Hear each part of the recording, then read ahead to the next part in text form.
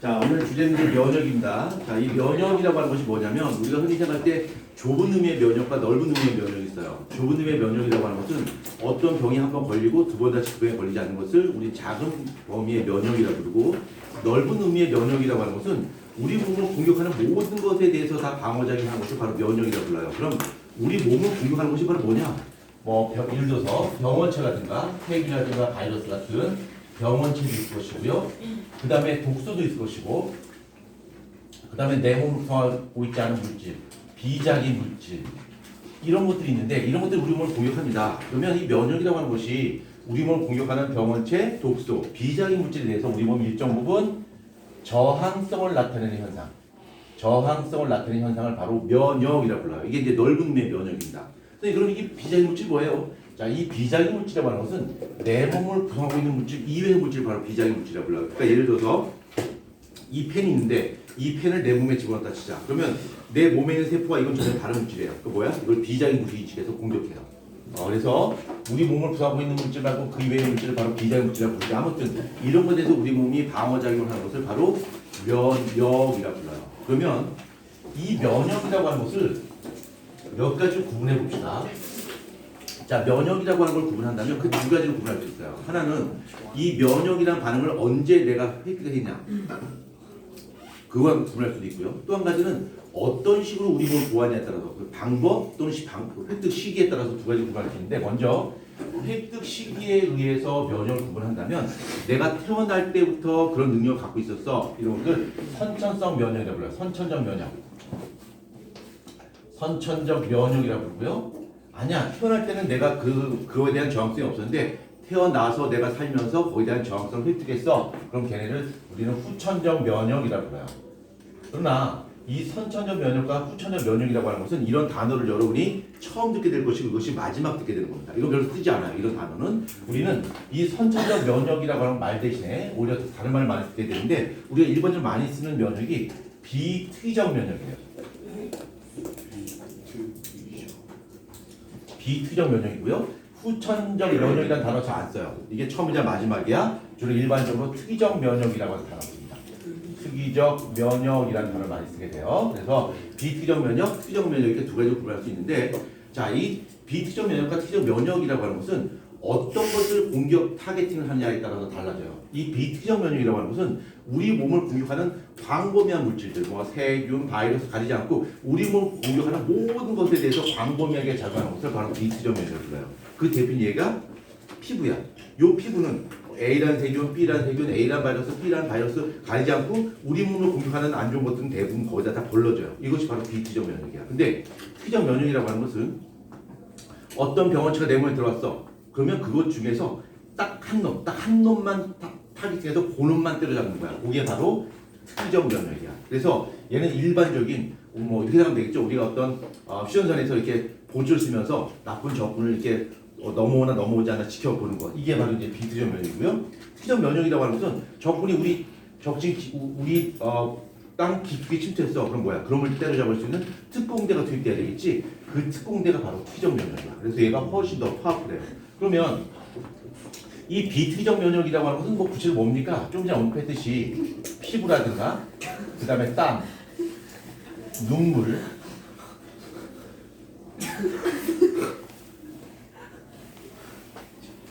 내가 이야기했죠. 수업에 방해하는 거는 괜찮다고 집중합니다. 자, 땀, 눈물 이런 것들, 피부 이런 것들이 이제 선천적 면역이고요. 또 다른 하나는 백혈과 잡아먹는 식균작용, 나쁜 병을 잡아먹죠. 식균작용이라든가 이런 것들, 그 다음에 히스타민의 작용. 저번에 배웠었죠? 히스타민 작용. 히스타민은 이제 염증 반응을 유발시키죠.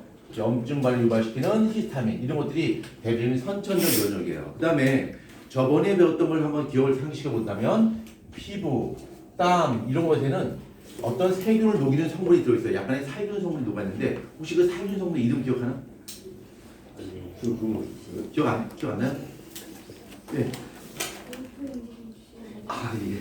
예. F67 뭔데? 여기 있나?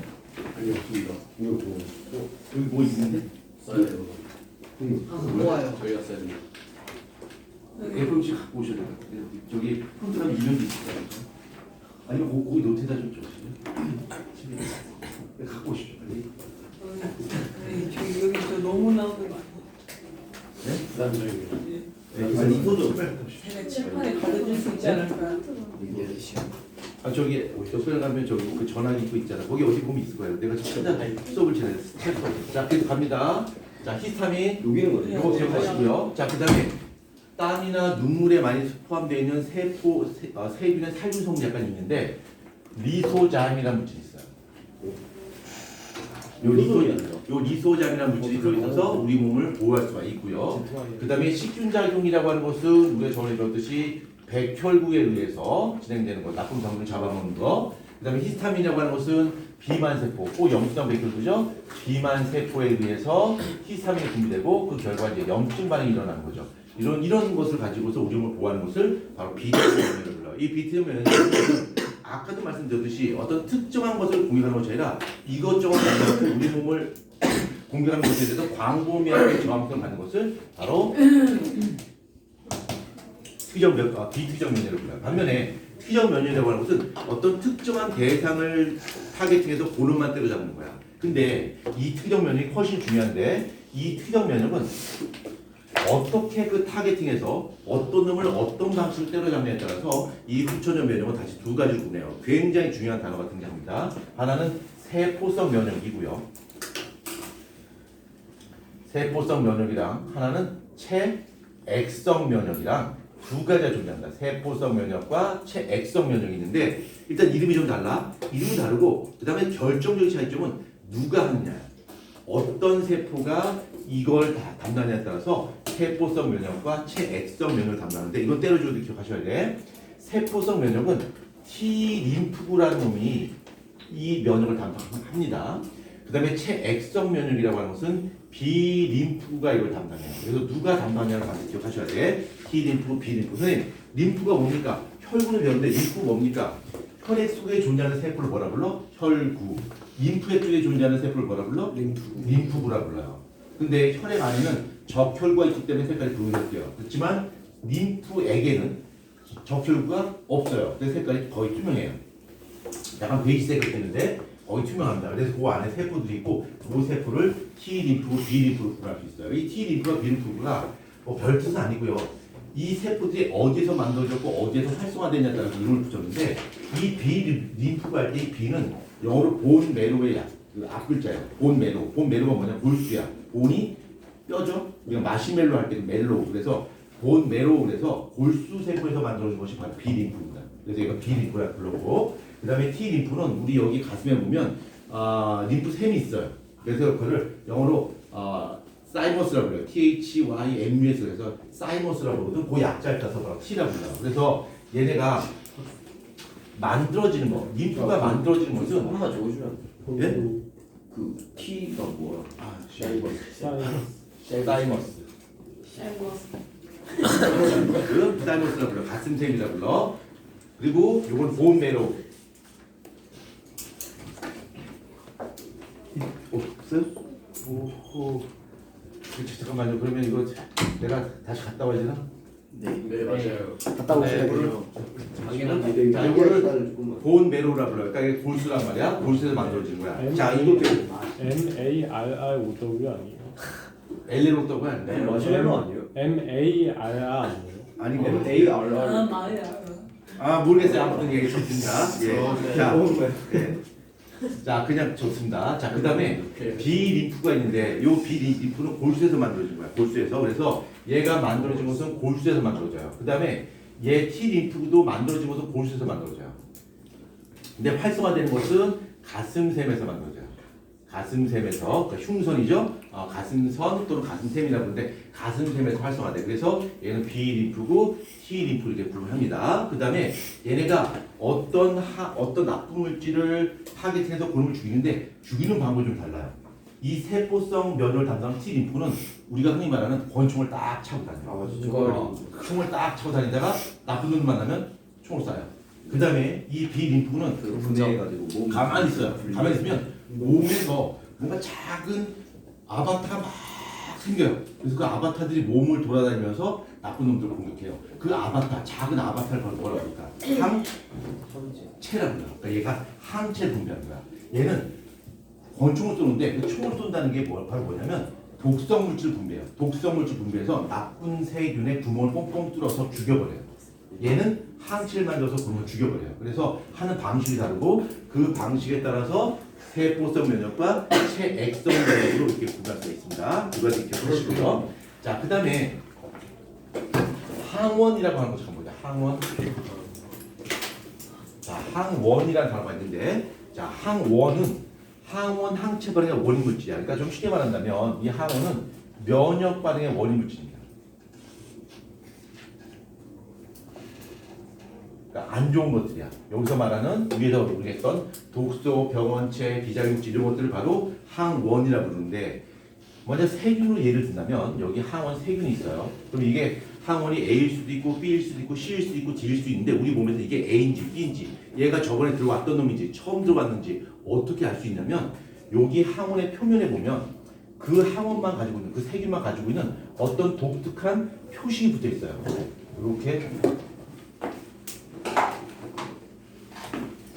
이렇게 독특한 표식이 붙어 있습니다. 이렇게. 그러니까 이거는 다른 항원과는 구분되는 얘만이 갖고 있는 표식이에요. 우리가 몇 년 전에 코로나를 겪었을 때 그 코로나 표면에 보면 뭐야? 울퉁불퉁하게 스파이크 단백질 있죠? 그런 것처럼 모든 항원들은 옆에 표면에 뭔가 돌기를 갖고 있고 이 돌기를 가지고서 이것이 A 항원인지 B 항원인지를 인지할 수 있습니다. 그래서 요 표면에 붙어 있는 요거를 우리가 뭐라고 하냐면 항원 결정기라고 해요. 항원 결정기. 그래서 요 항원 결정기를 보고서 아 이것이 A 항원이구나, 이것이 B 항원이구나 라고 하는 것을 알 수 있다는 얘기야. 그래서 지금 항원이라고 하는 것은 우리 몸을 공격하는 나쁜 놈들인데 단어 하나만 기억하자.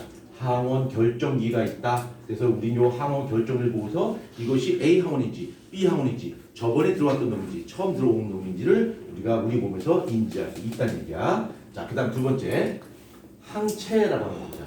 항체 저번에 설명했었는데 이 항체라고 하는 것은 항원에 대항하는 물질, 항원에 들어오게 되면 그놈을 공격하는 놈이지 얘는 항원에 대항하는 물질인데 항원에 대항하는 물질입니다. 대항하는 물질인데 얘가 생긴 모양은 뭐 좀 다양해요. 근데 우리가 일반적으로 말하는 항원은 이렇게 생겼어요. 사슬을 갖고 있는데 긴 사슬이 2개고요. 짧은 사슬이 2개. 그래서 모두 4개의 사슬로 돼 있어요. 이렇게. 이런 식으로 Y자 형태로 생겼는데 여기에 항원이 붙어요. 여기에 항원이 붙어서 얘가 항원을 꼼짝만 하면서 딱 붙는 거란 말이에요. 이게 항원입니다. 이게 항원을 이렇게 대항할 수가 있습니다. 근데 이 항체 한 가지 갖고 5만 가지 항원에 다 대항할 수는 없어요. 그러니까 항체가 딱 있으면 그 항체는 딱 한 가지 항원에만 대항할 수 있어. 그래서 만약에 A라는 항원에 대항하는 항체다 그렇게 A 항체라고 이름한다면 A라는 항체는 오로지 얘한테만 반응해요. 딴 거를 보지 않아요. 만약 우리가 코로나 바이러스에 대한 항체가 있다고 한다면 걔는 코로나 바이러스에 대해서만 정확을 갖지 독감이라든가 감기라든가 이런 거에 대해서는 반응하지 않아요. 그러니까 얘는 딱 한 가지 놈하고만 반응해요. 그래서 걔를 뭐라고 하냐면 그런 성질을 항원 특이성이 있다 표현해요. 항원 특이성이라는 단어 굉장히 중요합니다. 그 다음에 이 항체라고 하는 것도 역시 단백질로 구성되어 있는데 얘는 감마 글로불린이라는 물질로 되어 있어요. 감마 글로불린이라는 물질로 되어 있다는 거. 그냥 이 단어만 기억하십시오. 감마 글로불린 면역 단백질로 되어 있고 그 다음에 얘가 항원 특이성을 갖는 이유가 바로 뭐냐면 요 항체 구조를 보게 되면 항체 기본적인 구조는 항체 종류에 따라 구분되지 않아요. 다 똑같아요. A라는 항체, B라는 항체 구분이 다 똑같아요. 똑같은데 여기 항원에 달라붙는 요쪽 부위, 요 항원에 달라붙는 요쪽 부분의 구조만 항체 종류에 따라 그때그때 달라요. 나머지 부분은 똑같아요. 그래서 이 똑같은 부분은 변하지 않으니까 이 똑같은 부분은 불변부위라고 부르고요. 불변부위라고 부르고 요 부위를 가변부위라고 불러. 변할 수 있는 부위야. 그래서 요 가변부위의 구조를 바꿔주면서 항원 특이성이 나타난다는 얘기야. 그렇죠? 나머지 구조는 똑같아요. 그러니까 얘가 A란 항원에 대항하는 항체냐 B 항체냐에 따라서 여기 가변 부위의 구조가 좀 달라요. 그래서 특이성이 나타나는 거야. 이해됩니까? 오케이, 이해되지? 자, 여기 기억하시고 그 다음에 예? 아이 옆에 보셨습니다. 이거요? 감마. 예, 감마. 감마 보셨습니다. 이거? 글로불린. 글로예요. 예, 글로. 예, 글로불린. 글로불린입니다.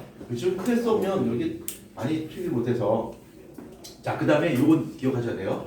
요 항체를 다른 말로 Ig라 불러요. 그러니까 감마 글로불이라는 말 대신에 면역 단백질이다. 우리가 헤모글로빈 그러죠, 그렇죠? 글로빈이 뭔 뜻이야? 단백질이라는 이야기야. 그래서 감마 글로불린, 헤모글로빈 이렇게 부르는데 얘는 면역 단백질에서 이뮤노글로빈이라 불러서 Ig로 그냥 적어요. Ig인데 얘가 종류가 두 종류가 있어. IgG가 있고 IgM 두 가지가 있어요. 이거 자체가 시험 문제 나오지 않아. 근데 어떤 현상을 이해하기 위해선 요거를 이해하면 현상이 쉬워지고요. 이걸 이해 못하면 외우는 수밖에 없어요. 그러니까 조금 어렵더라도 일단 받아들입니다. 항체 종류가 IgG하고 IgM인데 일단 첫 번째 차이점은 IgG는 크기가 매우 작아요. 크기가 매우 작고 IgG는 크기가 매우 커요. 사이즈가 커. 그러면 이게 사이즈가 작고 사이즈가 큰 것 때문에 어떤 차이도 나타날 수 있냐면 우리 몸에서 만약에 Ig라고 하는 항체가 만들어졌잖아. 그럼 얘는 크기가 작기 때문에 얘는 태반을 통과할 수 있어요. 태반을 통과할 수 있어. 그럼 태반을 통과할 수 있다는 얘기는 무슨 뜻이냐면 엄마가 가지고 있는 항체가 뱃속에 있는 아이한테 전달될 수 있다는 얘기지. 그렇죠? 근데 얘는 크기가 커서 태반을 통과할 수 없어요. 얘는 태반 통과가 되지 않습니다. 따라서 우리 몸에 생성되는 일반적인 항체는 바로 IgG가 일반적인 항체예요. 선생님 IgM은 뭡니까? IgM은 일반적이지 않은데 우리 몸에서 형성되는 대표적인 IgG로서 누가 있냐면 우리 혈액할 때 아마 한 번 정도 들어봤을 텐데 응집소 있죠. 응집소 알파 베타 이게 IgM이야. 그러니까 우리가 혈액형 할 때 혈액형이 서로 다르면 어떻게 돼? 뭉치잖아. 그렇죠? 그래서 피가 굳어서 혈관 막아서 죽는단 말이야. 그래서 혈액형이 다른 사람끼리 수혈하게 되면 큰일 나는데 그때 혈액형에 작용하는 항체가 바로 알파 베타가 있고 이 알파 베타는 IgM으로 되어 있어요. 얘는 태반을 통과 못해. 이게 왜 중요하냐면 엄마하고 뱃속에 있는 태아가 혈액형이 서로 달라요. 근데 만약에 혈액형과 관련된 항체가 만약에 IgG로 되어 있다면 어떻게 될까요? 피가 굳어요. 엄마하고 자식이 혈액형이 만약에 다르면 어떻게 될까요? 그래야죠. 응집반응 되지. 그럼 죽잖아. 그렇죠? 그런데 이 혈액형과 관련된 항체는 태반을 통과할 수 없어요. 그래서 엄마와 자식 사이에 혈액형이 서로 달라도 전혀 문제가 되지 않습니다. 그렇죠? 이건 뒤에 가서 다시 나오게 됩니다. 이 정도만 이해하시고 뒤에 가서 다시 언급되니까 이렇게 좀 기억을 해 주셨으면 좋겠습니다. 자, 그래서 지금 항원이 있고 항체가 있습니다. 자, 그 다음에 이제 설명할 거에서 중요하게 등장하는 단어가 바로 대식세포라고 하는 것이 있습니다. 대식세포. 저번에 제가 설명했었죠? 이 대식세포를 다른 말로 뭐라 불러? 단핵구라고 불러요. 단핵구라고 그러는데 이 단핵구는 나쁜 병원체가 들어오게 되면 여기 있는 비만 세포가 히스타민을 분비해요. 그럼 감염 부위에 혈관이 확장되겠지? 혈관에 틈이 벌어지면서 그 혈관 안에 있던 단핵구가 밖으로 빠져나옵니다. 왜? 나쁜 항원과 맞짱 뜨기 위해서. 그래서 혈관 안에 있을 때는 단핵구라고 불러요. 근데 걔가 혈관 밖으로 빠져나오면 걔를 대식세포라고 부르고 이 대식세포 형태로 밖으로 빠져나와서 항원과 맞짱 뜨는 거지. 맞짱 뜨는데 얘가 힘이 세다 그랬나 약하다 그랬나? 약해요. 약하다 그랬죠? 그래서 실제 싸우다 보면 얘도 많이 죽어요. 얘도 항원과 맞짱 뜨다가 그 죽은 시체가 바로 뭐야? 고름이라고 그랬죠. 그렇죠? 얘는 정말 자기 몸 안 사리고 정말 열심히 싸웁니다. 얘가 혈관 안에 있을 때 혈관 안에 있을 때 혈관 안쪽에 있을 때는 단핵구라고 부르고요. 그 다음에 이것이 혈관 밖으로 빠져나오게 되면 대식세포라고 부르고 그 다음에 얘가 하는 주된 임무는 뭐야?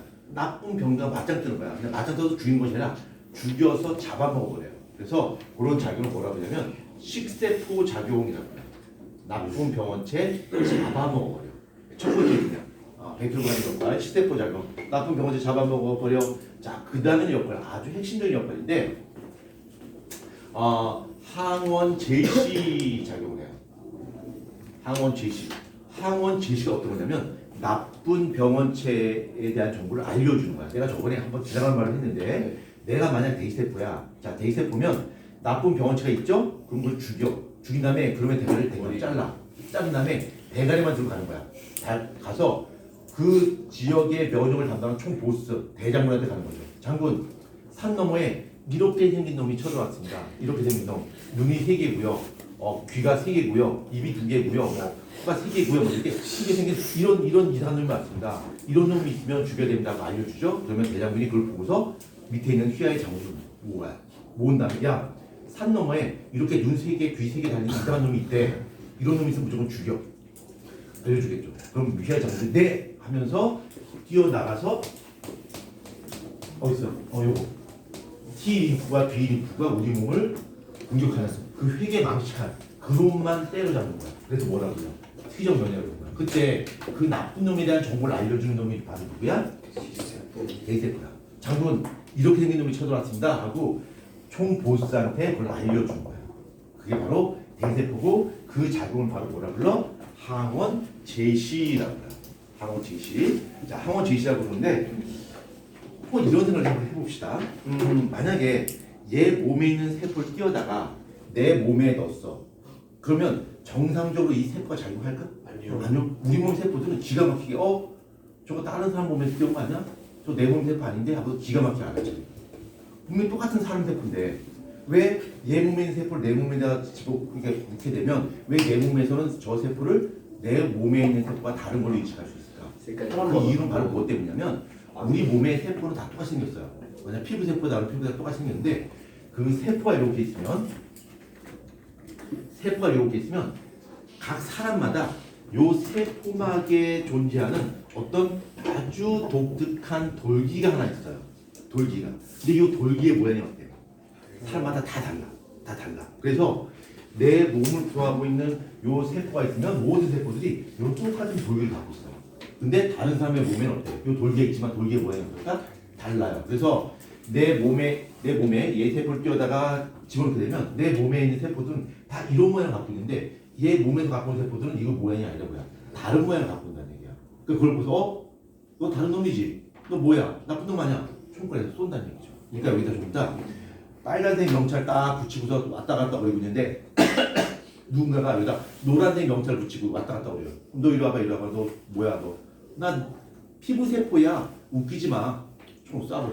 누가? 얘네들.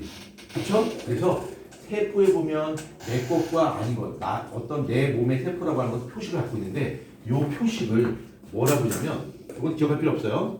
참고해요. 듣고 흘려요.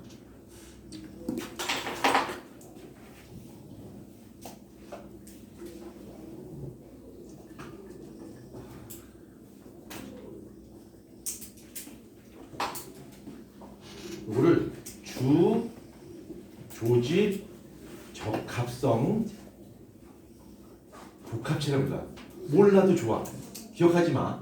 참 신기해. 기억하지 말라고 꼭 그게 기억이 나. 그치? 이거 기억하지 말라고 꼭 이게 기억난다고. 신기해. 그러니까 주, 조직, 적합성, 복합체라고 하는데 영어 약자로 MHC라고 불러. 그래서 우리 사람마다 MHC가 각각 달라요. 그래서 우리 사람의 장기를 띄워다가 다른 사람의 장기 이식하게 되면 거부 반응이 생겨요. 저거 우리 몸의 장기 아닌데 MHC가 달라. 적군 아냐? 공격의 대상이 된다는 거죠. 그렇죠? 그래서 요 MHC를 보고서 우리 몸에서 거부 반응을 유발시킬 수 있어요. 그거는 어떻게 치료를 해요? 그 치료 못합니다. 그래서 옛날에는 이게 똑같은 사람만 장기를 이식할 수 있었어요. 그래서 장기를 받으려면 굉장히 확률이 좀 적죠. 내가 내 장기를 이 사람 줄래요? 한다고 줄 수 없어요. 복잡한 조사를 통해서 이것이 아주 비슷해야지 줄 수만 있는데 지금은 이거를 그냥 무시합니다. 무시하고 그냥 장기 이식하고 그 장기를 이식받은 사람이 면역 억제제 주사를 맞습니다. 면역 억제제 약을 먹어요. 그러니까 이거 거반응이 일어나지 않게끔 평생 동안 면역 억제제를 먹고 복용을 해야만 살 수가 있는 거죠. 안 그러면 몸에서 거반응이 돼서 죽게 됩니다. 그래서 억제제를 평생 억제를 먹어야 돼요. 이걸 이제 MHC라고 하는데 이 MHC가 내 것과 내 것이 아닌 것을 구분하는 어떤 기준이 되기도 하지만 얘의 또 다른 용도는 어떤 용도냐면 항원 제시, 항원을 알려주는 그런 역할을 하게 됩니다. 그러니까 만약에 내가 하나의 세포라면 내 몸의 표면에 이런 표식이 있는 거야. 이렇게 똑같이 이렇게 표식이 있어요. 자, 이게 표식이 있고 전부 다 이거를 여기다 가슴에 붙이고 다닌단 말이에요. 모든 세포들이. 근데 만약에 어떤 세포가 이걸 안 붙이고 이상한 거 이렇게 이상한 걸 하나 붙이고 있다. 그럼 그게 뭐야? 비자리 세포야. 공격 대상이 된다는 얘기지. 그렇죠? 공격 대상이 되는데 내가 이 MHC라고 하는 표식을 달고서 우리 몸의 세포들이 다 왔다 갔다 거리고 있어요. 그래서 다 보니까 똑같은 모양을 들고 있어. 근데 이거 용도가 우리 편과 아니 편을 구분하는 기준이 되는 거지만 또 하나의 용도는 내가 만약에 어떤 항원에 감염이 됐어요. 감염이 됐어. 그래서 내가 어떤 좀비한테 물렸어. 그래서 내가 모양이 막 바뀌면서 그 이상하게 눈색이 달리고 귀색이 달린 사람처럼 막 바뀌려고 그래. 그러면 그 내 몸을 공격하고 있는 바이러스를 여기 표면에다가 딱 노출시켜요. 이렇게 보여줍니다. 그러면 우리 몸에 림프가 지나가다가 이걸 딱 보고 안녕 친구 우리 같은 편이네. 이거 뭐야? 나 감염됐어. 나 감염돼서 조만간 이상한 좀비로 바뀔 것 같아. 그러니까 고민하지 말고 나를 죽여줘. 그러면 감동적이다. 여기는 림프가 총을 꺼내겠죠? 그래서 훅 떨겠죠. 같은 동료인데 보니까 뭐야? 이거라는 뭐야? 같은 TV라는 얘기야. 같은 동료라는 얘기야. 근데 이게 있다는 뭐야? 감염됐다는 얘기야. 그럼 총을 꺼내겠죠. 그래서 불을 떨어요. 그러니까 그 감염된 거 그렇죠. 망설이지 마. 빨리 죽여줘. 그러겠지. 그러면 애가 그 총을 드 내가 눈물을 쭉 흘리면서 총을 부르 떨겠죠. 그러면 그 영화 한 장면처럼 그 감염된 세포가 총을 딱 잡고서 자기 머리에 갖다 대고서 빨리 쏘라 빨리 하고 소리치겠지. 그러면 부들부들 떨면서 눈물이 줄 흐르면서 화면이 바뀌고 머리에서 총소리가 탁 하고 들리겠지. 그렇죠? 그런 영화처럼 이 림프들이 그런 역할을 하는 거야. 그래서 얘가 하는 역할이 뭐야? 항원을 제시하는 역할이야. 자, 여기까지 이해됐죠? 약간 형이 질문 들었던 거예요. 근데 그러면 왜 지금은 장기를 그다음 가능한 걸로 똑같은 MHC를 가진 사람을 구하기 너무 어려워요. 확률이 매우 떨어집니다. 근데 예전에는 장기 이식하려면 장기에 있어도 조직이 맞지 않아서 이식을 못하는 경우가 많이 있었죠. 근데 지금은 그런 부분을 많이 개선했고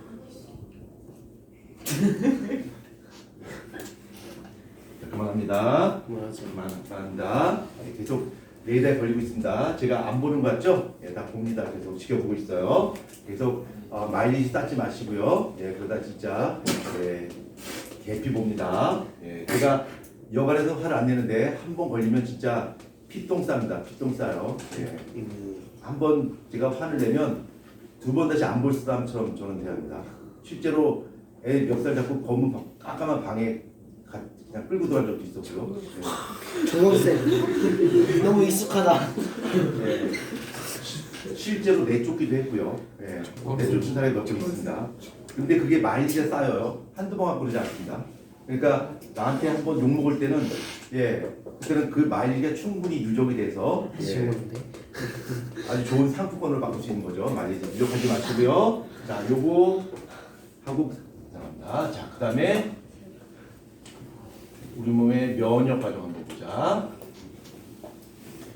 자, 이제부터 설명하는 것은 여기 같은 교실에서 같이 수업을 받던 친구들이 이제 둘로 나눠지게 됩니다. 어떻게 나눠지게 되냐면 지금 제가 쉬지 않고 쭉 설명했던 부분을 잘 쫓아왔던 학생은 이제부터 이걸 쉽게 이해할 수 있어요. 근데 이 부분에서 많이 놓쳤던 학생들 있죠? 엉성하게 들었던 친구 있죠? 이제부터는 이제 내가 하는 이야기가 일본어처럼 들립니다. 그게 저게 뭔 소리야? 저게 뭔 소리야? 이렇게 하게 되고 양분됩니다. 자, 면역 과정 한번 보자. 자, 이제 우리 실제로 우리 몸에서 이제 이렇게 세포성 면역과 체액성 면역이 진행되는 과정을 이제 설명할 겁니다. 먼저 항원이 들어와요. 나쁜 항원이 이렇게 들어오고요. 나쁜 병원체야. 항원이 들어오게 되면 그 항원 표면에는 그 항원을 인식할 수 있는 항원 결정기가 오돌토돌하게 돌기 형태로 나와 있겠죠. 이렇게 나와 있습니다. 나와 있고 이걸 이제 항원 결정기라 불렀었죠. 이거를 항원 결정기라 불렀었고 이거를 처음 맞닥뜨린 놈이 누구냐면 혈관 밖으로 빠져나온 A세포가 저 나쁜 놈이네 하고서 이놈을 잡아먹습니다. 이게 대시세포예요. 대시세포가 이 항원을 잡아먹어요. 이 잡아먹는 것을 잡아먹는다 표현하지 않고 세포를 잡아먹으니까 식세포 작용이라고 해요. 아까 설명했듯이 식세포 작용으로 잡아먹어버리고 이 대시세포 안에서 이놈을 분해시켜버립니다. 작은 조각으로 아주 박살내버려요. 아주 대박살 낸 다음에 아까 여기 MHC라고 있다고 했죠. 이 MHC는 핵을 가지고 있는 모든 세포들이 갖고 있어요. 핵을 가지고 있는 모든 세포. 우리 몸에 딱 한 가지 세포는 없겠니? 혈소판하고 또 적혈. 적혈근육이 없어요. 만약에 적혈구가 핵을 가지고 있다면 이걸 가지고 있을 것이고, 그럼 우리는 A교시 혈통의 일체도 수혈할 수 있어 없어? 없어요. 근데 적혈구는 참 다행스럽게도 핵이 없고 이게 없어요. 그러니까 혈통만 같으면 서로 주고받을 수 있는 거죠. 그렇죠? 신의 선물이야. 오 정말 놀랍지 않나요? 그거 혈도 감염돼도 우리 편이잖아. 이제 알 수가 없죠. 가면 안 되니까 그러지. 자 계속 진행할게요. 자 이거 먼저 일단 설명하고요. 자 얘가 잡아먹습니다. 잡아먹은 다음에 이 대기세포가 가지고 있는 MHC가 있죠? MHC가 항원을 제시하는 역할을 한다고 그랬었죠. 그래서 얘가 가지고 있는 항원 결정기가 이렇게 존재한다면 이 항원 결정기를 여기 MHC 단백질 위에다 올려놓은 거야. 올려놓은 다음에 알려주는 거죠. 야 이거 가진 놈들이 쳐들어왔어. 빨리 공격하라고 라고 최종 보스한테 알려준 거야. 그리고 그럼 최종 보스가 이 항원 결정기를 인식해요. 이렇게 디텍트하는 거야. 딱 인식하는 거야. 이때 요 대세포가 어떤 화학물질을 분비해요. 인터루킨이라는 물질을 분비하는데 인터루킨이라는 물질을 분비해서 얘를 활성화시켜주는데 얘 최종 보스가 누구냐면 바로 보조 T 림프예요. 보조 T 림프라는 물질이고 이 대세포가 보조 T 림프를 활성화시켜준 거예요. 보조 T 림프가 바로 누구냐면 여기에 있는 T 림프과 B 림프구의 어떤 행동을 조절할 수 있는 그런 그 결정권자예요. 그래서 이 보조 T 림프가 얘한테 정보를 받은 다음에 T 림프가 B 림프한테 그 정보를 넘기는 거야. 야, 이거 빨간색 가진 놈 있지? 이런 거 죽여가지고 신호를 줘요. 그래서 이 보조 T 림프가 그거를 이 항원 결정을 보고 인식한 다음에 자기 부하들한테 알려주는 거죠. 야, T 림프고 이렇게 빨간 거 가진 애 있지? 이거 나쁜 놈이야. 이거 공격해. 알려주는 거고요. 그 다음에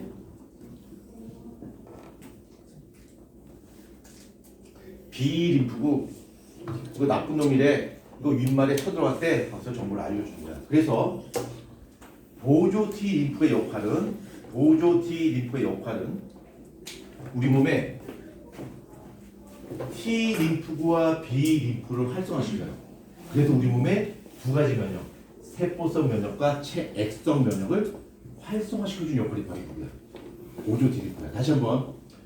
보조 T 림프는 우리 몸의 강력한 면역 반응의 하나인 특이적 면역을 조절하는 세포가 누구야? 보조 T 림프야. 보조 T 림프. 오케이? 그럼 보조 T 림프가 없어진 무슨 일입니까? 우리 몸의 특이적 면역이 사라지게 되는 거야. 이 비특이적 면역보다 특이적 면역이 굉장히 파워풀한데 보조 T 림프가 없어지게 되면 우리 몸의 특이적 면역이 사라지게 돼요. 그리고 우리 몸의 면역 기능의 상당 부분이 상실되는 겁니다. 그러면 면역이 없어진 게 아니라 다른 병에 걸리게 못하니까 그 병 때문에 죽게 되는 거죠. 감기에 걸려서 죽게 돼요. 좀 이따 그 내용이 나오게 됩니다. 그래서 이 보조 T 림프가 T 림프가 B 림프를 활성화시킵니다. 그 다음에 덥죠 지금? 네. 네. 그럼 문 좀 열게요. 에어컨 좀만 내려주시면. 네? 에어컨 좀 내려주시면 안 돼요. 에어컨 온도 어떻게 내려요? 저희 제어기.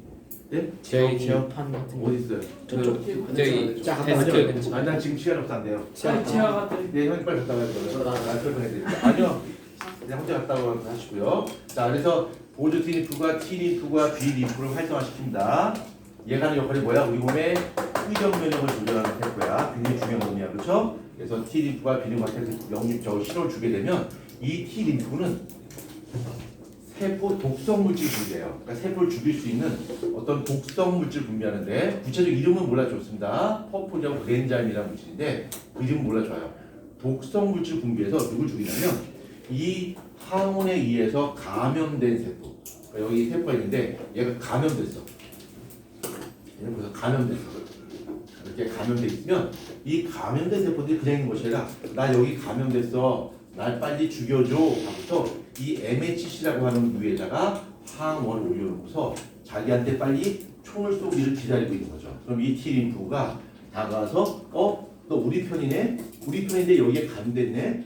그럼 내가 총을 쏴줄게 하고 독성 물질 가지고 얘를 터쳐줄게요. 이렇게 T 림프가 세포 독성 물질 가지고 세포를 터쳐 죽이는 것을 바로 세포성 면역이라고 해요.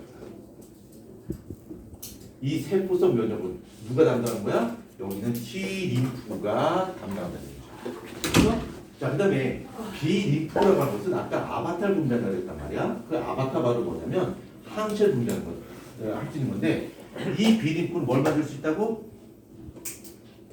비림프를 뭐 만들 수 있다고? 아바타. 아바타를 다른 말로 뭐라 불러? 항체를 만드는 거야. 비림프는 항체를 만드는데 아까 항체 잠깐 설명했지만 항체는 항원의 종류에 따라서 여기 가변 부위, 이쪽의 구조가 그때그때 달라요. 따라서 이 비림프는 항체를 만들 수 있지만 어떤 항체를 만들지는 아직 몰라요. 결정이 안 돼 있단 말이야. 그러면 어떤 조합을 통해서 어떤 항체를 만들지 결정이 안 되는데 그 결정을 누가 도와주냐면 여기는 보조 T 림프가 그 결정을 도와주는 거야. 비로소 이 비림프는 보조 T 림프의 도움을 받아서 얘가 항체를 만들 수 있는 것을 결정해요. 그 항체를 만들 수 있는 걸 결정하는 것을 바로 형질세포라고 해요. 형질세포라고 부르고 형질세포라고 부르고 이 비림프구와 형질세포는 어떤 차이가 있지? 얘는 아직 어떤 항체를 만들지가 결정이 안 돼 있고 얘는 어떤 항체를 만들지 결정이 된 거야. 그럼 이렇게 업그레이드 되는 걸 누가 도와주는 거야? 보조 T 림프가 도와주는 거야. 왜? 이것에 대한 정보를 갖고 있으니까 야 이런 걸 대변하려면 이렇게 바꿔야 돼. 하고서 알려주면 얘가 그렇게 되는 거지. 그리고 이 형질세포가 뭘 분비할까? 항체가 몸에서 나온 거죠. 항체가 분비가 되고 이 항체가 항원을 공격하겠지. 항원을 공격이 되는데 이렇게 항원을 공격하는 것을 바로 뭐라 할까? 체액성 면역이랍니다. 이렇게. 그래서 T 림프구에 의해서 진행되는 세포성 면역과 그다음에 B 림프구에 의해서 진행되는 체액성 면역이고 이게 세포성 면역과 체액성 면역은 특정한 항원에 대해서만 정보를 갖게 됩니다. 그래서 얘네를 뭐라고 불러? 아까 이야기했듯이 얘네를 특이적 면역이라고 했었죠. 그러니까 특이적 면역이라고 하는 것은 T 림프구와 B 림프구가 특정한 항원에 대해서 이렇게 정확성을 가질 때 이걸 바로 특이적 면역이라고 부르고 다시 한번 강조하지만 첫 번째 시작은 보조 T 림프가 시작을 하고요. 그 다음에 T 림프와 B 림프를 활성화시킴으로써 이렇게 열어주는 겁니다. 그 다음에 아주 핵심적인 단어도 등장이 되는데 이 B 림프가 항체를 만들 수 있는 형질세포로 분화되고 일부는 이 항원에 대한 데이터를 기억을 하고 있는 세포가 만들어져요. 그래서 그 세포를 기억세포라고 합니다. 기억세포라고 부르고 이렇게 기억세포한 역할이 바로 뭐냐면 이 항원에 대한 정보를 저장하고 있어요. 그래서 만약에 이 항원에 들어왔어? 그러면 다 전부 다 죽였어. 죽인 다음에 몇 달 후 또 몇 년 후에 이 항원이 다시 재차 침투했어. 그때 다시 이걸 맛보고 뜯어보고 하면서 분석해서 이렇게 할까? 그럼 시간 너무 오래 걸리지? 그래서 그때는 그 전에 이 항원을 기억하고 있는 기억세포가 존재하고 이 기억세포가 빠르게 형질세포로 전환돼서 항체를 빠르게 만들어요. 그러니까 그 병에 대한 저항성이 되니까 극대화 될 수 있단 말이에요. 그래서 우리가 한 번 그 병에 걸렸을 때에 비해서 두 번째 노출될 때는 훨씬 더 빠르게 신속하게 대응할 수 있는 이유가 우리 몸속에 무엇이 있기 때문이야? 기억세포가 존재하기 때문이야. 그래서 이 기억세포라고 하는 것은 이렇게 비티적 면역 관계 없이 바로 신속하게 2차 면역을 진행할 수 있게끔 하는 그 키포인트가 바로 기억세포입니다. 우리가 어떤 질병에 걸리지 않게끔 백신이라고 하는 주사를 맞는 것도 역시 우리 몸에서 인위적으로 인공적으로 기억세포를 생성하기 위해서 백신을 맞게 돼요. 여기까지 이해되나요? 자, 여기서부터 이제 제가 이렇게 쭉 스캔하니까 예, 한 3분의 1 정도는 지금 예, 여기서 이제 떨어져 나갔고요. 예, 떨어져 나갔고 한 3분의 2가 아직까지 계속 유지를 하고 있습니다. 유지하고 있고 3분의 1 정도 지금 저기 뭔 소리지 하고 못 추적하고 있는 게 느껴집니다. 그래도 어쩔 수 없습니다. 달려가야 됩니다. 예, 다 떨어질 수는 없죠. 붙을 사람 붙어야 되고 떨어질 사람은 어쩔 수 없고요. 예. 자, 요건 이제 어떤 그래프냐면 요 y축이 항체의 수를 나타내는 그래프고요. 항체의 수를 나타내는 그래프고 x축이 시간입니다. 시간 나타내는 그래프야. 자, 그 다음에 어떤 사람의 몸속에다가 항원을 집어넣을 거야. 항원을 집어넣고 그 사람 몸속에서 항체가 어떻게 생성되는가를 이제 그래프를 한번 적은 건데, 자, 요 정도 시기 때 A라고 하는 항원에 한 번도 노출된 적이 없는 사람한테 여기다가 항원 A를 주사했어요. 그러면 그 사람은 항원 A에게 노출됐단 말이야. 그렇죠? 그럼 뭘 만들어야 돼? 항원 A에 대응할 수 있는 항체 A를 만들어야 되겠지? 항체 A의 숫자가 어떻게 늘어나는 거야? 자, 여기다 주사했어. 그럼 항체가 바로 증가는 아니요. 이렇게 갔다가 이렇게 서서히 증가해요. 왜 요 항원을 집어넣었을 때 요 순간부터 바로 항체 안 만들어지고 일정한 시간의 인터벌이 생기는 이유는 뭐냐? 그쪽이다 설명할게요. 자, 그 다음에 다시 항체가 숫자가 줄어들어요. 다 죽였다는 얘기야. 그 다음에 항체가 서서히 줄어들고 있을 때 요 정도 시기에 다시 항원 A하고 항원 B를 동시에 집어넣었어요. A하고 B 전혀 다른 놈이야. 같이 집어넣었더니 항체 A는 0.1초의 공기 없이 바로 항체의 수가 증가합니다. 이게 항체 A야. 처음에 주사했을 때는 처음에는 아무런 반응이 없다가 느리게 항체가 늘어났는데 두 번째 항원을 주사했을 때는 아주 폭발적으로 항체의 수가 늘어나네. 그 이유가 바로 뭐냐면 첫 번째 항원 A에 노출했을 때 이걸 바로 1차 면역이라고 불러요. 이거를 1차 면역이라고 부르는데 처음에 이렇게 항원에 노출될 때는 항체가 서서히 만들어져요. 그리고 이 병을 극복하는 과정에서 이 사람 몸속에는 뭔가 하나 더 만들어져. 항체 말고 뭐가 만들어질까? 그렇지, 기억세포가 만들어져. 여기서 기억세포가 생긴다는 거야. 그래서 첫 번째 반응에서는 기억세포가 없었고요. 두 번째 넣었을 때는 몸에 기억세포가 있기 때문에 그 질병에 대한 정보를 알고 있기 때문에 빠른 속도로 면역 반응이 일어난다는 얘기죠. 그렇죠? 그래서 1차 면역과 이걸로 2차 면역이라고 부르는데 1차 면역과 2차 면역의 가장 차이점은 바로 기억세포 이용입니다. 1차 면역에서는 반응 속도가 느린 이유가 기억세포가 없기 때문이고 2차에서는 기억세포가 존재하기 때문에 빠른 속도로 항원항체 반응이 생성되고 항체가 다량으로 생성될 수 있는 이유가 바로 무엇 때문이다? 기억세포가 때문이다. 자, 그 다음에 여기서 이 그래프가 주는 또 한 가지 시사점은 항원 A를 줬어. 이거 1차 반응이야. 1차 면역이고 두 번째 줬어. 2차 면역이야. 항원 B를 줬는데 항원 B에 대한 항체 B가 여기서 폭발적으로 증가할까? 그렇지 않고요. 항체 B는 따로야. 여기서 항원 B를 넣었죠. 항체 B는 또 일정하게 강도를 줘서 여기서부터 서서히 증가해. 이게 항체 B가 만들어진 거야. 그러면 항원 A와 B를 동시에 넣었지만 요 항체 A는 항원 A에 대해서만 반응한다는 얘기야. 항원 B하고는 전혀 관련이 없어요. 그러니까 얘는 처음 시작이야. 얘는 1차라고 합니다. 그러니까 이 시험을 통해서 뭘 할 수 있는 거야? 항원 특이성을 알 수 있는 거죠. 한 놈만 때려잡는구나 다시 알 수 있게 되겠지. 자, 그 다음에 이 부분이에요. 처음에 항원 A를 주사했는데 왜 일정 기간 동안 왜 아무런 변화가 없는 거야? 왜? 기억세포가 없어요. 그렇죠. 먹고 마시고 뜯고 살피는 시간이 필요하겠지. 그래서 이 구간 동안에는 항체가 안 만들어져요. 그러니까 우리가 특정 면역이 진행되기 위해서 먼저 비특정 면역이 선회돼야지 특정 면역이 진행된다는 얘기죠. 그래서 우리 요 기간 아무것도 일어나지 않는 아무 일도 벌어지고 있지 않은 요 기간을 뭐라고 하냐면 드러를 봤을 거예요. 원래 잠복기라고 해요. 잠복기. 이건 뭐야? 잠복기야. 그래서 1차 처음에 노출됐을 때는 항체를 만드는데 약간 시간이 걸려요. 잠복기가 존재해. 그러나 2차 면역에서 무엇이 없다? 잠복기 없이 다이렉트 들어간다. 왜? 무엇 때문에? 기억세포이기 때문에. 이거 왜 잠복기에는 왜 덜 아파요? 아니요. 어떤 증상이 잘 안 나타나죠. 왜? 우리 몸에서 비특정 면역이 일어나고 있기 때문에. 그렇죠. 이런 과정이 일어나고 있기 때문에. 근데 이 잠복기가 지나게 되면 어떻게 될까? 막 항체가 다 우리 몸에 전쟁터로 바뀐 거죠. 특공대가 투입된 거예요. 나쁜 병원체가 우리 몸에 들어왔으니까. 그렇죠? 너 주고 나 살자고 특공대가 투입돼서 온 몸이 전쟁터로 바뀐다는 얘기죠. 그래서 우리가 똑같은 질환을 그때 걸리면 그때 잠복기가 없는 거예요? 예, 그때는 그냥 바로 우리 몸에 항원항체 반응이 난다. 그러니까 쉽게 이길 수 있는 거죠. 그러니까 잠복기라고 하는 것은 뇌관상 아무런 변화가 없는 것처럼 보이는 것이 바로 잠복기라고 합니다. 그래서 우리가 백신 주사를 맞으면 바로 항체가 만들어질까? 아니요, 보통 한 14일 정도 후부터 항체가 만들어진다고 불러요. 코로나 백신 안 맞아봤죠? 네.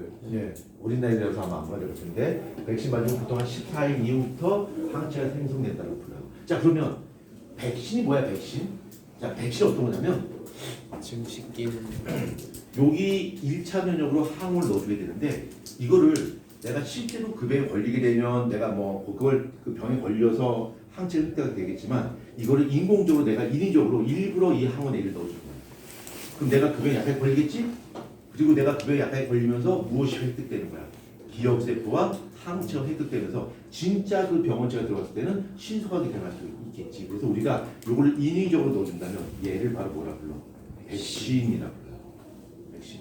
그래서 자 백신이라고 하는 것이 뭔가 한번 정리해보자.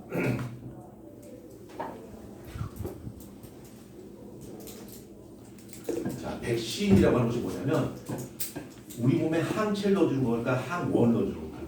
몸에 항원을 주사하는 거야. 항원을 주사하는데 진짜를 넣어줄까 약한 놈을 넣어줄까? 약한 걸 넣어줄까? 약화된 항원을 주사하는 거죠 우리 몸에. 그럼 우리 몸에서 약하게 그 병에 걸리면서 우리 몸에 두 가지가 생성이 됩니다. 무엇과 무엇이 생성돼? 항체하고 기억세포가 생성되는 거야. 이걸 우리 말로 뭐라 불러? 백신이라고 불러요. 그럼 우리가 뭐뭐뭐 예방주사를 맞아요. 그러면 약화된 그 병균을 맞는 거야. 싱싱을 넣어주게 되면 진짜 걸리겠지? 그러니까 거의 반 죽인 상태에서 넣어주게 됩니다.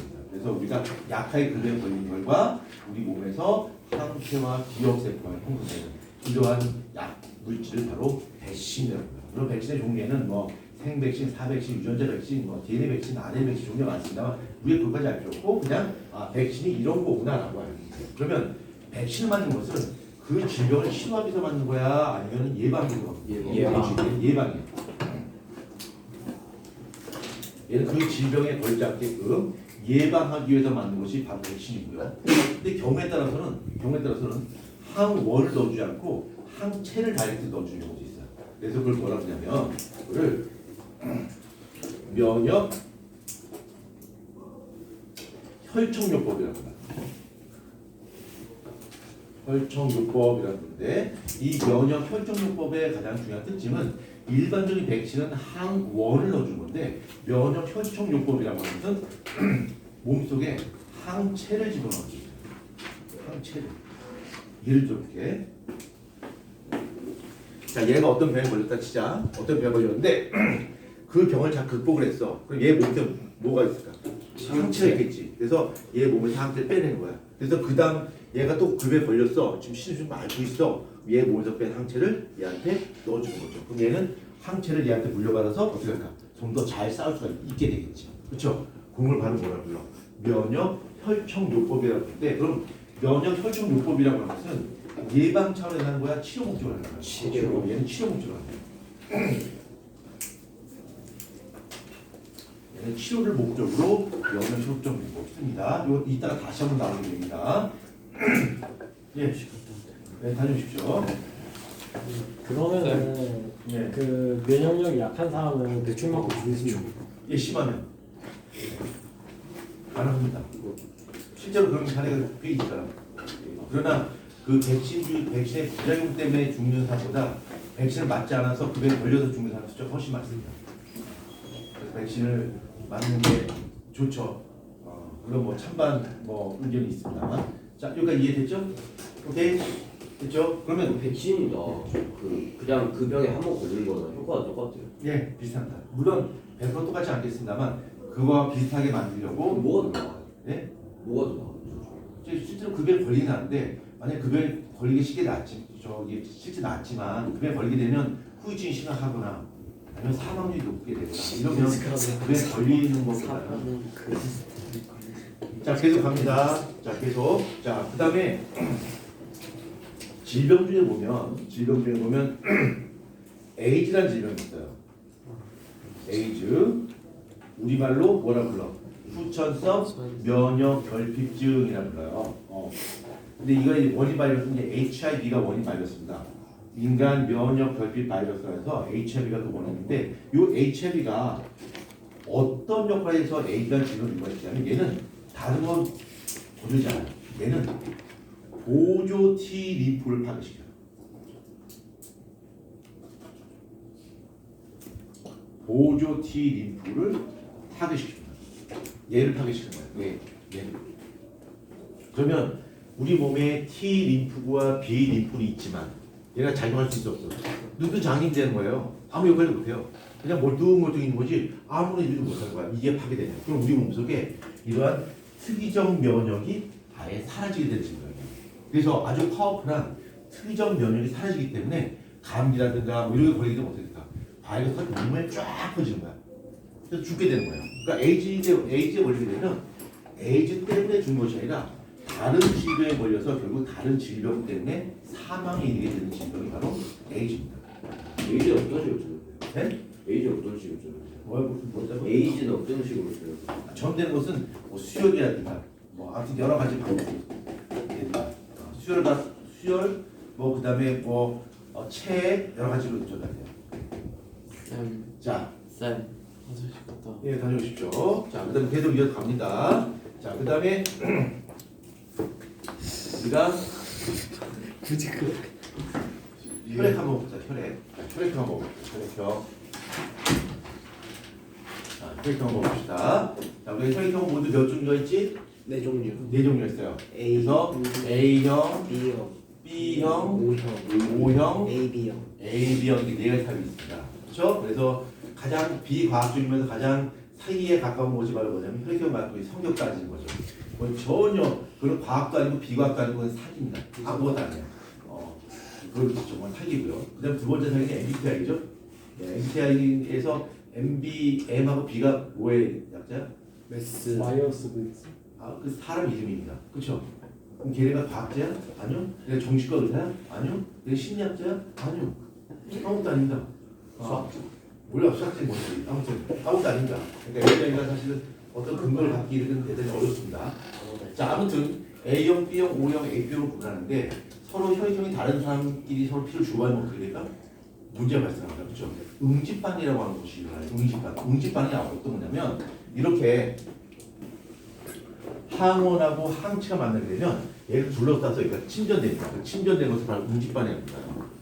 그래서 혈액형이 서로 같지 않으면 응집반이 발생이 되는데 그래서 수혈관을 따라줘야 돼요. 그럼 도대체 뭘 보고 A형, B형, O형, A형 이렇게 네 가지로 구분합니까? 구분하는 방법 한번 보자. A형이 있고 B형이 있고요. 그 다음에 O형이 있고 그 다음에 A형이 있는데 이렇게 구분하는 기준은 적혈구의 모양이 좀 달라요. 혈액형마다. 그러니까 적혈구가 이렇게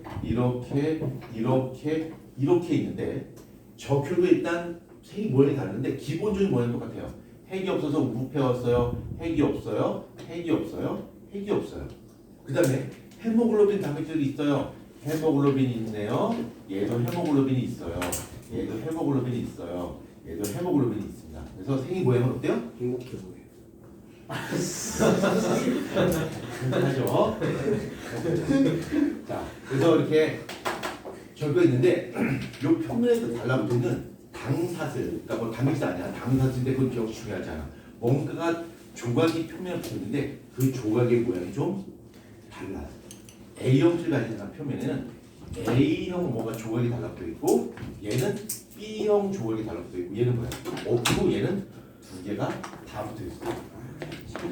그래서 이걸 보고서 저 우리 편이네? 저거 나쁜 놈이네? 여기서 구분해요. 그래서 얘네를 뭐라고 하냐면 얘네를 항원이란 말의 다른 말로 응집원이라는 거야. 응집원이라고 부르고 이 응집원은 적혈구 안에 들어있어요. 적혈구. 적혈구 표면에 응집원이 존재해요. 응집원이 뭐야? 항원이야. 그러니까 이걸 보고서 우리가 서로 우리 편 남의 편을 구분하는 거야. 그러니까 만약에 내가 O형인데 A형 피를 가진 사람의 피를 내 몸에 집어넣었다 그러면 다 이렇게 생겼는데 이렇게 생겼어. 저 뭐야? 저 처음 본 사람 아니야? 저 뭐야? 뭐 이런단 말이야. 그렇죠? 그 반응이 바로 응집반이야. 응집반이 뭐냐면 뭉치는 거야. 피가 혈관 안에서 뭉쳐요. 그럼 어떻게 될까? 혈관 막히죠? 그럼 어떻게 되는 거야? 죽죠. 그렇죠? 자, 그 다음에 요게 항원이라면 요 항원에 대응하는 항체도 존재하겠지. 그렇죠? 그 항체를 뭐라고 하냐면 항체라고 하지 않고 응집소라고 해요. 응집소. 아까 뭔가 얘기가 여기 어디 나와 있지? 여기 있잖아. 여기 드디어 등장합니다. 이제 서서 이제 요게 이제 서서히 등장해요. 그래서 아까 놓쳤던 사람은 뭐지? 할 거고 요거 했던 그래서 미리 밑밥 깔았구나라고 하는 거 느껴지거든요. 아직 시작도 안 했어요. 놔두지 마시고. 자, 요 응집소인데 응집소는 어디 들어있냐면 혈청, 그러니까 피의 액체성분 혈장에 들어있어요. 근데 이 응집소는 종류가 두 종류야. A에 대한 것이 알파고요. B에 대한 것이 뭘까? 베타예요. 알파, 베타 두 가지가 있는데 이 A형 피를 가진 사람이 만약 알파를 갖고 있으면 자기 B 자기가 응집하는 거예요. 스스로 죽는 거야. 그렇죠? 안 돼. 얘는 베타를 갖고 있어요. 얘는 뭘 갖고 있을까? 알파를 갖고 있고 얘는 뭘 갖고 있을까? 두 개 다. 알파, 베타를 갖고 있고 얘는 없어요. 그래서 자기 스스로는 응집 반응을 하지 않아요. 그렇지만 다른 사람의 피와 섞였을 때는 약간의 응집 반응이 일어날 수 있다는 얘기지. 그래서 수혈을 할 때 가장 이상적인 것은 똑같은 혈액형끼리 주고받는 것이 가장 이상적이야. 그렇죠? 근데 여러분 아마 기본에서 알고 있을 거야. 가장 뭘까? 호환성이 좋은 혈액. 모든 혈액을 다 받을 수 있어. 무슨 형이야? AB형. 다 줄 수 있어. O형이라는 거지. 아니야. 실제로 그렇지 않아. 그러니까 우리가 중학교 내신 과정을 본다면 O형은 다 줄 수가 있어요. AB형은 다 받을 수 있어요. 라고 공부하는데 영정 시험에서는 이거 안 되는데 왜 안 되지? 이렇게 물어봐요. 학교에 된다고 배우는데 안 되는 거죠? 그래서 우리가 한번 따져보자 얘기야. 학교에서 이제 배우는 기본적인 수혈 과정은 똑같은 혈액형을 서로 주고받을 수 있습니다. 자, O형이 있고 여기 A형이 있고 B형이 있고 여기 A형이 있다면 기본적으로 똑같은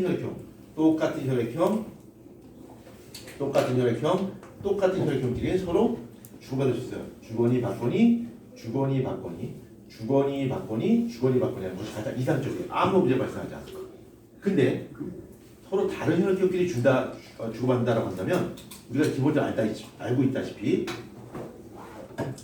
O형은 아낌없이 다 줘요. 다 줄 수 있어. A병은 다 받을 수 있어. 가장 이상적인 것은 똑같은 혈액형끼리 주고받는 것이 가장 이상적인데 불가피하게 다른 혈액형끼리 준다면 O형은 다 줄 수 있고 A형은 다 받을 수 있어. 이론적으로. 실제로는 안 돼. 병원에서 실제로 그렇게 하진 않아. 왜 그렇게 하느냐가 중요한 거죠. 영정 시험이라면 왜 묻겠죠. 그렇죠? 그러니까 여러분이 그걸 답변할 수 있어야 돼. 자, 한번 봅시다. 일단 기본적으로 안 되는 것은 A형의 피를 O형한테 주는 건 될까 안 될까? 안 돼. 그걸 사이나 마찬가지. 한번 봅시다. 여기 A형이 있고요. 여기 O형의 혈액이 있습니다. 피를 이렇게 줄 거야. 자, 응집반 여부를 한번 봐야 되겠지? 먼저 응집원 한번 보자. 자, 응집원을 한번 보고 응집소를 한번 볼 건데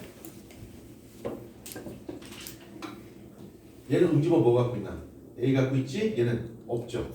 응집소 뭐 갖고 있어? 베타. 얘는 알파 베타가 있어. 그러면 이렇게 가겠지. 여기서 따져볼 게 있어. A형의 피를 O형한테 주는 거야. 그러면 A형의 피가 많을까? O형의 피가 많을까? O형이 많겠지. 얘는 사람이란 말이야. 얘는 뭐야? 조그만 팩에 담겨서 주겠죠. 조그만 팩에 담겨서 찔찔찔 준단 말이야. 그렇죠? 똑똑똑 들어가. 그러면 이 응집반이 누구 몸에서 일어나? O형 몸에서 일어나는 거야. 근데 얘는 양이 많지? 얘는 양이 적죠. 응집은 A가 들어와. 그럼 응집소는 대단히 많지? O형은 사람 몸이니까. 얘가 벌떼처럼 달려있는 거죠. 이렇게. 응집반이 어마무시하게 일어나면서 O형의 몸에서 응집이 되고 O형의 혈관을 만들어내니까 죽게 되는 거지. 절대 안 돼. 죽을 수 있어. 그럼 반대로 O형의 피를 A형한테 주는 것은 가능하다고 했는데 실제로 가능합니까? 한번 봅시다. O형의 피를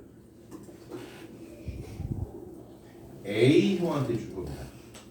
그럼 이것도 따져보자. 응집원이 있고 응집소가 있는데 응집원은 뭐가 있어요? 없죠?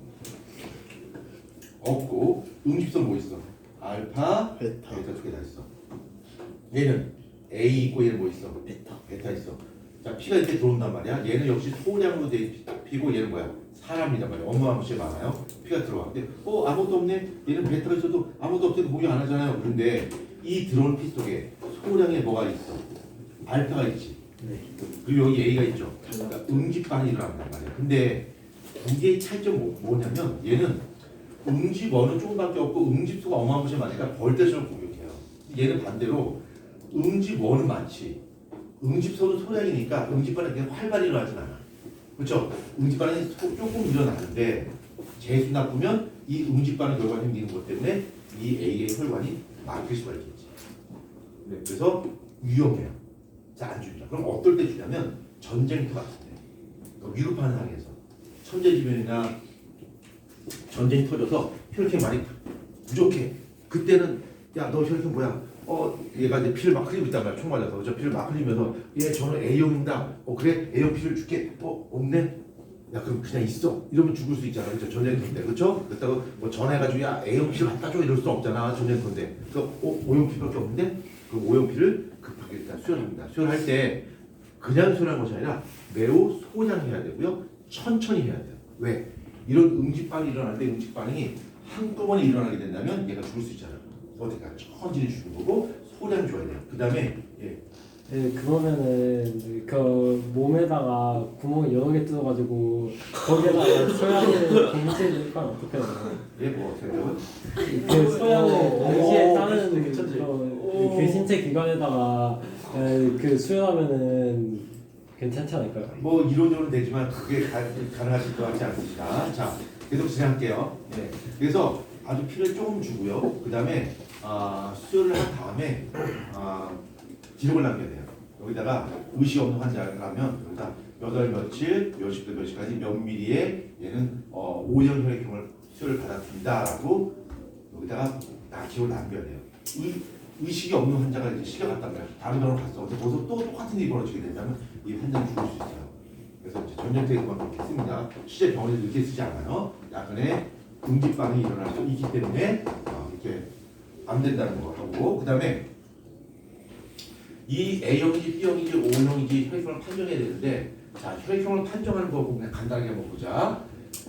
응집원이 있고 응집소가 있는데, 응집원은 어디 있어? 적혈구에 있고요. 응집소는 어디 있어? 혈청에 있단 말이야. 액성군에 들어있는데, 만약에 우리가 혈액형을 판정한다라고 한다면 이 응집원과 응집소의 응집반을 이용해서 혈액형을 판정해요. 약국에 가면, 우리 약국에 팔지 않습니다만 의약품으로 혈액형을 판정할 수 있는 약품 두 가지를 팔고 있어요. 그럼 판다면 응집원을 팔까 응집소를 팔까? 응집소를 팔아야 되겠지. 응집원은 뭐야? 세포잖아. 이걸 팔 수 없잖아. 응집소 항체를 팝니다. 항체를 파는데 종류가 두 종류가 있어요. 하나는 A형 표준혈청이 있고요.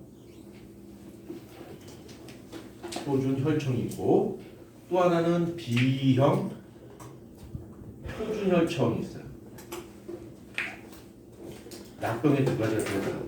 그 다음에 이거를 슬라이드 글라스를 준비하고요. 슬라이드 글라스를 준비하고 한쪽에다는 A형 표준혈청을 떨어뜨리고 또 한쪽에는 B형 표준혈청을 떨어뜨립니다. 소량을 떨어뜨린 다음에 혈액형을 측정하고자 하는 사람의 몸에서 피를 채취해요. 그러니까 뭐 손끝을 딴다거나 뭐 약간의 피를 채취하죠. 약간의 피만 필요합니다. 피 엄청나게 필요하진 않아요. 피 많은 좋은 거 아니야? 목 따면 죽어요. 그러니까 손끝만 살짝 따서 약간의 피를 뽑은 다음에 여기다 섞어주는 거야. 자, 섞어주면 예를 들어서 어느 한쪽에 응집반이 일어났어. 진짜 응집반이 일어났고요. 한쪽에서 응집반이 일어나지 않았어. 그럼 이걸 갖고 이제 이 사람의 혈액형이 뭔가를 분석을 해야 되는데 외우지 마라. 외우지 말고 따져보자는 얘기야. A형 표준 혈청이야. 그럼 얘는 무슨 뜻이냐면 A형 피를 가진 사람의 혈청 속에 들어있는 썸씽이야. 다시 한번 A형 피를 가진 사람의 혈청 속에 들어있는 썸씽이야. 뭐가 들어있는 거야? A랑 베타 들어있는 거죠. 베타가. 그렇죠? 여기에는 베타가 들어있는 거고 B형 피를 가진 사람의 혈청 속에 들어있는 썸씽이야. 뭐가 들어있는 거야? 알파가 들어있는 거야. 따라서 이 사람은 베타가 이 사람의 피를 공격했어. 알파가 공격하지 않고. 그럼 얘는 뭐야? 응집원 B만 갖고 있으니까 이 사람의 혈액형은 뭐니까? B형이 되는 거겠지. 그렇게 판정합니다. 그리고 이렇게 하는 방법이 있고요. 이게 은근히 헷갈려. 이게 뒤펴지니까. 그렇죠? 그래서 야, 이러지 말고 좀 쉽게 하는 방법 없어? 그래서 이렇게 단어를 만들어냈어요. A형 표준 혈청을 배탈 갖고 있잖아. 그래서 그냥 항비혈청 이렇게 부르답니다. 항이 뭐 뜻이야? 대항한다는 뜻이죠. 그렇죠? 그러니까 응집원 B에 대항하는 혈청이니까 배탈을 부른다겠죠? 그럼 얘는 뭐라 부를까? 항A혈청이라고 불러. 항A혈청이라고 불러. 그래서 시험 출제될 때 A형 표절청, B형 표절청 이렇게 부를 수도 있고 또 항A혈청, 항B혈청 이렇게 부를 수도 있습니다. 어떻게 나올지 몰라요. 그러면 실제 시험 문제 제가 이제 작년에 모의사 볼 때 이거 문제를 냈었는데 어떻게 됐냐면 수학 문제를 냈어요. 수학 문제로. 학생이 180명 있는데 그 중에서 항 B혈청에 그 응집반을 하는 친구가 110명이었어. B항 A혈청에 응집반을 하는 친구가 뭐 70몇 명이었어. 어느 한쪽도 반하지 않는 애가 몇 명이었어. 그럼 A형, B형, O형, AB형 몇 명일까? 벤다이브 그거 그렇죠. 벤다이브를 그려요. 집합이다. 네, 벤다이브를 그려서 이렇게 하는 거죠. 재밌겠죠? 예. 아니요. 네, 그렇게 해서 문제하면 되겠습니다. 어렵지 않을까? 그냥 과도. 자, 그래서 요거 이해했죠? 요거 이해했고 그 다음에 이제 여기서 남학생들, 여기 여학생들 많이 없어서 남학생 대부분 많은데 남학생들은 대부분 이제 군대를 갈 겁니다. 그렇죠? 아니요. 아니요. 가야지 나가서 군대 가야죠. 저야 못 자를 거예요. 네? 아이, 군대 갔다 와야죠. 네. 이거 뺄 거예요. 뭐 거의 대부분 남자들이 다 군대 갑니다. 뭐 저도 군대 갔다 왔고요. 군대 간 지가 벌써 몇 년 지났지? 꽤 오래 지났어요. 40년. 아니 진짜 오는 건 아닌가? 20년. 30년. 영 아직 안 갔다죠. 아직 30년 5년. 30년 넘었죠. 오? 진짜 40년인가? 근처 됩니다. 거의 되는데 38년. 제가 군대를 89년도에 갔거든요. 89년도에. 오, 올해 오. 끝나고 34, 35, 6. 자, 그래서 이제 군대를 가면 군인들이 여기 하는 목걸이가 있어요. 군목걸이 알죠? 아니요. 몰라요? 여기 뭐 목걸이 달고 아니, 있는 거. 또 21살에도 그래서 요런 목걸이가 있습니다. 이렇게 21살 보통 21살 가라고 자, 요런 목걸이가 있습니다. 요런 목걸이가 있고 요 목걸이에 보면 그 군인의 신상 정보가 적혀 있어요. 신상 정보가 어떻게 적혀 있냐면 이렇게 적혀 있어요. 뭐 이름 누구 그다음에 군번이 있습니다. 번호가 있죠. 뭐 어쩌고저쩌고 이렇게 번호가 있고요. 여기 이렇게 있어요. 이렇게 뭘까? 혈액을 표현한 거예요. 플러스 5 이렇게 써 있어요. 그럼 뭐 플러스 A 이렇게 쓸 수 있고요. 이렇게 쓸 수 있어요. 또는 경우에 따라서는 이렇게 써 있어요. 뭐야? A 플러스 뭘까? 이거 뭐 A 플러스 뭘까? 3점일까? 아니요, 혈액형 표현하는 거야. 근데 플러스 뭡니까? 우리는 혈액형을 표현할 때 ABO식 혈액형 갖고 표현하는 것도 있지만 RH식 혈액형도 있어요. RH식 혈액형. 그래서 여기 그 군인이 총 맞아서 의식이 없는데 야, 큰 깨워가지고 야, 너 혈액형 뭐야? 막 깨울 수는 없잖아, 그렇지? 보면 다 표시돼 있다. 아, RH 플러스 A형이네, B형이네 그 말 수 있는 거죠. 근데 이 혹은 뭐예요? 요 이빨 사이에 끼운 겁니다. 그러니까 전쟁터에서 죽죠. 그러면 그 죽은 전의 시체를 짊어지고 다닐 수 없잖아. 그렇죠?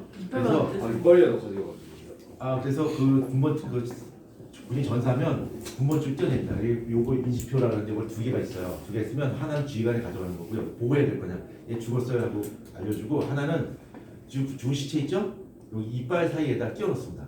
여기다 이렇게 여기다 여기 스타임에다 끼워 넣고서 턱을 탁 쳐요. 그러면 이게 이치가 이렇게 탁 걸리겠죠. 그래서 나중에 누군지를 구분할 수 있어야 되겠지. 그래서 여기 시체의 이빨 틈 사이에다 끼워 넣습니다. 이게 그래서 이게 두 개 있어요. 두 개. 하나는 지휘관에 가고 하나는 이제 시체에다 끼워 넣습니다. 이러면 애들이 이제 군대 가기 싫어하는 거지 또. 자, 그래서 이게 RH 혈액형이 한번 보자. RH 혈액형이 우리 사람은 붉은 털 원숭이하고 매우 유전적으로 가까워요.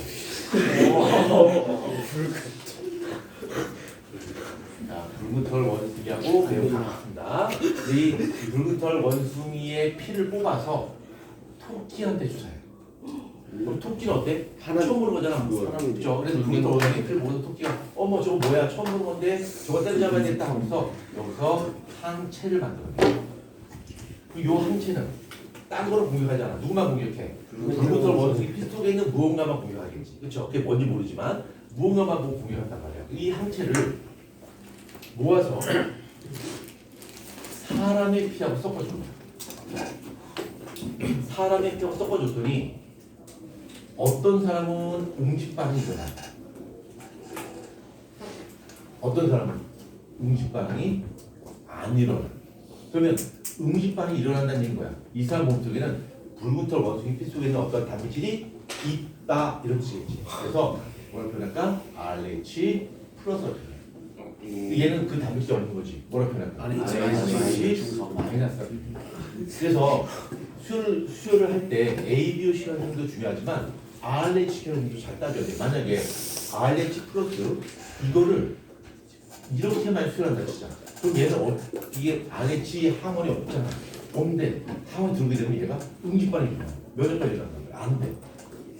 수혈이 안 돼. 이렇게 되면 어떨까? 가능하겠죠. 얘는 어차피 없으니까. 그치? 그래서 예를 든다면 RH 플러스 A형이 있는데 이 RH 플러스 A형한테 수혈을 하고 싶어. 누가 갈 수 있을까? RH 플러스 A형, O형. 그 다음에 RH 마이너스 A형, O형이 가능하겠지. 그렇죠? 물론 O형은 좀 리스크가 있지만 가능하겠죠. 그러나 RH 마이너스 O형이다라고 한다면 얘한테 수혈할 수 있는 사람은 RH 마이너스 RH 마이너스 5형밖에 없어요. 그러니까 이 RH 마이너스 5형밖에 없기 때문에 RH 마이너스는 또 우리 동양인들한테 0.01%인가 굉장히 좀 드뭅니다. 그러니까 거의 없어요. 그러니까 RH 마이너스 혈액형 가진 사람이 만약 긴급한 수혈이 만약에 몸에 큰 수술을 해야 된다, 피가 필요하다라고 한다면 RH 마이너스 피가 없어요. 수술을 못 해요. 그래서 가끔 뉴스에 보면 뭐 연대 세브란스 병원에 뭐 RH 마이너스 A형 피가 급히 필요합니다. 뭐 RH 마이너스 A형은 빨리 병원으로 와주십시오. 이렇게 막 문자 방송하고 막 하는 게 바로 이런 이유 때문입니다. 우리 동양인들한테는 거의 아니 없어요. 마이너스 아니 네. 근데 이 서양인들한테 좀 많아요. 좀 많은 게 아니라 그나마 좀. 그래서 서울 용산에 있는 주한 미군들, 지금은 이제 주한 미군 용산에 없습니다만 그 주한 미군들이 뛰어가서 이제 헌혈하고 막 그래요. 우리 동양인들한테 많이 없습니다. 그래서 RH 마이너스 혈액형 가진 사람들은 서로 간에 한 라인을 갖고 있어요. 그래서 만약에 얘가 RH 마이너스 5형이고 나도 RH 마이너스 5형이야. 그러면은 서로 이제 이렇게 한 라인을 서로 구축하고 있죠. 그래서 야 내가 만약에 위급한 상황이 되면 네가 달려와서 헌혈해줘. 네가 위급한 상황이 되면 내가 쌩까지야. 얘가 안 될 거야. 뭐 이렇게 하는 거겠지. 그렇지. 그래서 이런 한 라인을 갖고 있습니다. RH 마이너스가. 특히 남자가 RH 마이너스인 경우는 사실 큰 문제가 없어요. 그냥 뭐 살아가면서 뭐 큰 상처만 입지 않으면 큰 문제 없는데 여성이 RH 마이너스면 조금 문제가 됩니다. 조금. 물론 이제 RH 마이너스도 흑이에요. 예? RH 마이너스 마이너스 유명한 거 이게 아니에요? 무슨 말이에요? RH 마이너스도 흑이에요. 희귀하니까 희귀하니까 필요하겠지. 0.01%겠지. 아니 근데 그건 RH 마이너스 0.01%는 위기한 거잖아요. 아니 RH 마이너스 5형이 의견하는 거 아니야? 아니요. 아니. RH 마이너스 자체가 되게 희귀해요. 자 그러면 그 중에서도 유명해요. 이 여성이 만약 RH 마이너스죠. 그럼 이론적으로 아이가 한 명밖에 없어요. 신생아 이론을 좀 저가세포 쪽이라고 해요. 그래서 아이가 한 명밖에 낳지 못해요. 근데 그럼 진짜 한 명밖에 못 낳나요? 아니요. 이걸 치료를 해요. 그 치료를 하는 것은 여기 아까 내가 얘기했던 면역 혈청요법으로 치료를 합니다. 그러면 왜 여성이 RH 마이너스면 아이를 한 명밖에 못 낳냐면 자 간단하게 자 남자가 있고요. 여자가 있는데 남자가 RH 플러스고 여성이 RH 마이너스면 사이에서 태어난 아이는 상대적으로 RH 플러스 형성이 된다. 그러면 엄마는 RH 마이너스고요. 뱃속에 있는 아이는 RH 플러스야. 이렇게. 그래서 엄마 몸속에서 뱃속에 태아가 있을 때는 전혀 문제되지 않아요. 피는 섞인다 안 섞인다? 안 섞인다. 안 섞여요. 전혀 문제되지 않아. 근데 출산을 할 때 탯줄을 자르고요. 탯줄을 자를 때 약간의 피가 섞여요. 그러면 RH 플러스 인자를 가지고 있는 이 RH 플러스가 엄마 몸속에 들어오게 되면 엄마 몸속에서 뭐가 만들어질까? 항체가 만들어져요. 항체가. 그리고 첫 번째 아이는 그대로 태어나요. 그 다음에 두 번째 아이를 임신했을 때 첫 번째 아이를 출산할 때 생겼던 이 항체가 바로 IG, G야. 아까 이제 여기 아이 더럽다는 거야? 안녕하세요. 좋습니다. 여기까지 할게요. 저희 스테이.